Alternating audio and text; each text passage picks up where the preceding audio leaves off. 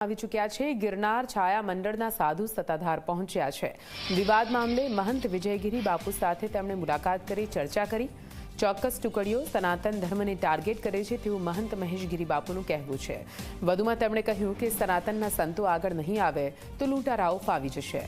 સનાતનને બદનામ કરનારની સરકાર તપાસ કરાવે, મહેશગીરી મહંત બાપુએ આ કહ્યું છે। મહત્વનું છે કે સત્તાધાર જગ્યાના મહંત વિજય બાપુ પર તેમના પૂર્વાશ્રમના સગાભાઈ નીતિન ચાવડાએ અનૈતિક સંબંધો સહિતના આક્ષેપો કર્યા, જે બાદ વિવાદ ઊભો થયો છે। નીતિન ચાવડાએ પૈસાની માંગણી કરી હોવાનો પણ આક્ષેપ થયેલો છે, જે બાદ હવે સંતો સત્તાધારના મહંતના સમર્થનમાં આવી રહ્યા છે અને આખા મામલે તટસ્થ તપાસની માંગ કરી રહ્યા છે।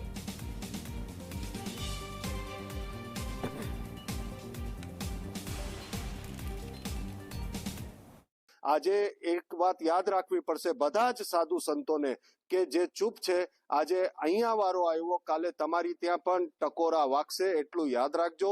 અને સંત સમાજ જો હવે આગળ નહીં આવે તો આ બધા ફાવી જશે, આ બધા લૂંટારાઓ ફાવી જશે અને એના લીધે એ સનાતનને નુકસાન થશે। હું તો એક વાત ચોક્કસ કહીશ અને આપા ગીગાના સમાધિના બાજુમાં ઉભો છું કે બધા જ સંતોએ, વિજયદાસ બાપુને તો ખાસ કહીશ કે તમે એક ધર્મસભા બોલાવો, તમે પોતે બોલાવો ધર્મસભાને, અમે બધા સંતો આવશું અને તમે ત્યાં બધી સાચી વાત મૂકશો તો એનાથી બધાય સમાજને ખબર પડશે કે શું ચાલી રહ્યું છે, શું નથી।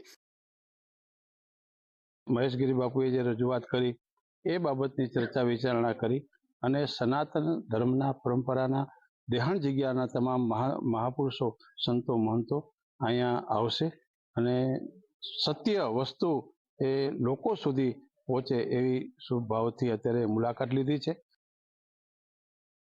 ગુરુ એને જ કહેવાય, સંત એને જ કહેવાય જે બીજાનું કલંક ધોઈ નાખે, બીજાનું પાપ ખાઈ જાય એને સંત કહેવાય। અને બીજાને માથે કોઈ કલંક નાખે ભાઈ, કોઈને માથે આપણે શું કે કાદા કીચડ નાખે એને મહાપુરુષ સંત ન કહેવાય ભાઈ।